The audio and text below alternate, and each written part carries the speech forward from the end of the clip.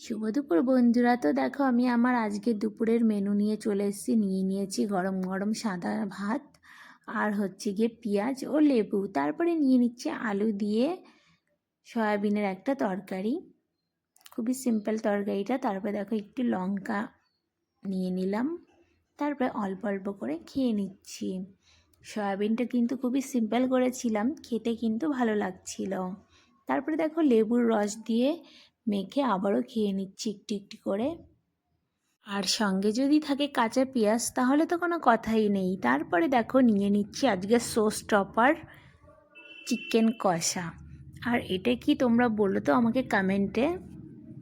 তারপরে দেখো আমি এখন লাল লাল ঝাল ঝাল চিকেন দিয়ে ভাতটা একটু মেখে নিলাম, আর আলুটা কিন্তু খুব ভালো সেদ্ধ হয়েছিল।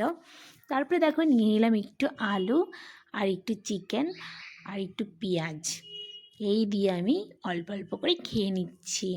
আর আজকের চিকেনটা কিন্তু খুব ভালো হয়েছিল খেতে। আর দেখো এটা আমি একটু নিয়ে নিচ্ছি। এটা কি নিশ্চয়ই তোমরা বুঝতে পেরে গেছো এতক্ষণে। আমি যদি মাংস রান্না করি তো এটা আমাকে দিতেই হবে মাংসতে, কারণ আমার খেতে খুবই ভালো লাগে।